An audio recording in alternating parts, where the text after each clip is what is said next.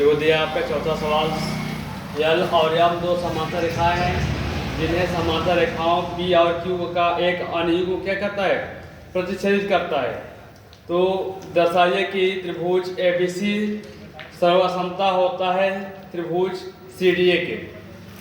तो आप यहाँ पे देख रहे हो, यहाँ पे दो आपका समांतर रेखाएं हैं एल और यम है, और पी और क्यू क्या कर रहा है, इसको प्रतिच्छेदित कर रहा है। और आपका जो ए है, ए एक अनुयुग्म है जो कि इन्हें क्या करता है, प्रतिच्छेदित करता है। यहाँ पे आपका दिया है एल तथा यम दो समांतर रेखाएं हैं और जिन्हें समांतर रेखाएं पी और क्यू का एक अनुयुग्म क्या करता है, इसको एसी जो है प्रतिच्छेदित करता है। उपपत्ति में देखो दिया आपका त्रिभुज एबीसी तथा त्रिभुज सीडीए में आपका बीएसी और इक्वल टू सीडीए, फिर आपका एबीसी इक्वल टू सीडीए, और यहाँ पे आपका दिया है एसी बराबर, यहाँ जो एसी है ये दोनों का होगा। देखो इसका भी होगा और इसका भी होगा, एसी बराबर क्या हो जाएगा, एसी हो जाएगा आपका। तथा त्रिभुज एबीसी क्या है, सर्वसमता है किसके, त्रिभुज सीडीए के।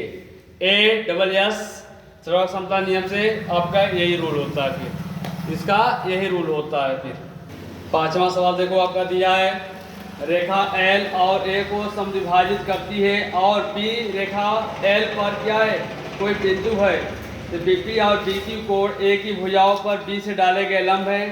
तो आपको दर्शाना है कि क्या त्रिभुज ए पी बी सर्वसमता है त्रिभुज ए क्यू बी के। सेकेंड में दिया है कि बीपी बराबर बीक्यू है, अर्थात जो बिंदु बी है कोण भुजाओं से क्या समदूरस्थ है। यहाँ पे देखो, यहाँ पे आप देख रहे हो कि बिंदु बी कोण की क्या है, भुजाओं से समदूरस्थ है। तो आप देख रहे हो यहाँ पे कि ए त्रिभुज ए पी बी सर्वसमता है डी ए क्यू बी, त्रिभुज ए क्यू बी। यहाँ उत्पत्ति में दिखाया गया आपका कि यहाँ पे आपका दिया है कि त्रिभुज ए पी बी तथा त्रिभुज ए क्यू बी में जो आपका angles B A P A B जो है ये क्या है, एंगल्स क्यू ए बी के बराबर है। तो यहाँ पे आप देखते हो जो ए बी है, ए बी क्या है, जो आपका ए बी है, ए बी ये दो पार्ट को क्या करता है, इसको डिवाइड करता है। अतः इसका ए बी दोनों का हुआ, तो ए बी क्या है, ए बी बराबर ए बी हो जाएगा। फिर त्रिभुज ए पी बी, त्रिभुज ए पी बी में आपका सर्वसमता है किसके, ए क्यू बी के। ए क्यू बी की क्या है, ए दूसरे से क्या है, समान है, एक दूसरे से क्या है, समान है।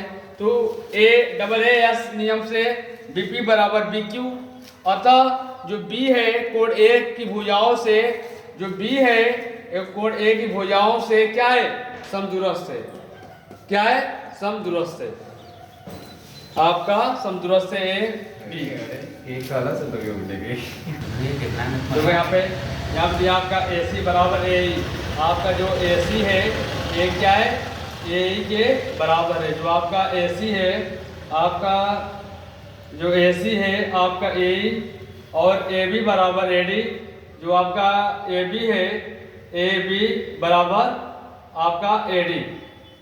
तो आप और कोण बी ए डी, कोण बी बी ए डी और बराबर किसके, ई ए सी के। इसका मतलब ई ए सी की क्या है, बराबर है इक्वल इसको। तो आपको सिद्ध करना है, दर्शाना है कि बी सी बराबर डी, बी सी बराबर डी। यहाँ देखो ए सी बराबर ए, जो आपका ए सी है, ए सी जो है किसके बराबर है, आप ए सी जो है ए के बराबर है। तो यहाँ पे देखो ए बी किसके बराबर है, आपका ए बी ए डी के बराबर है। तो अब यहाँ पे एंगल्स बी ए डी और इक्वल टू ई ए सी सिद्ध करना है आपको, बी सी बराबर डी। उत्पत्ति में आपका दिया है कि बी ए डी, इसका मतलब कोण angles B A D, B A D equal to E A C, इसका मतलब ई और ए सी क्या है, बराबर है। तो हम दोनों पक्षों में क्या करते हैं, डी ए सी क्या करते हैं, ऐड कर देते हैं। तो यहाँ पे देखो आपका BAD में आपने DAC ऐड किया, फिर यहाँ पे EAC में आपने क्या ऐड किया, DAC ऐड किया। फिर यहाँ पे देखो angles BAC equal to DAE, AB बराबर क्या हो जाएगा AD। इसका मतलब आपका जो AB है AD के बराबर हो जाएगा, जो AB है एक किसके बराबर हो जाएगा, AD के बराबर हो जाएगा। ये आपकी जो भुजा AB है AD के बराबर हो जाएगा। इसका मतलब देखो इसके बाद आपका AC इक्वल टू क्या हो जाएगा AE, AC इक्वल टू क्या हो जाएगा AC इक्वल टू AE। यहाँ पे हो जाएगा आपका त्रिभुज BAC सर्वसमता है, DAC SS नियम से BC बराबर D।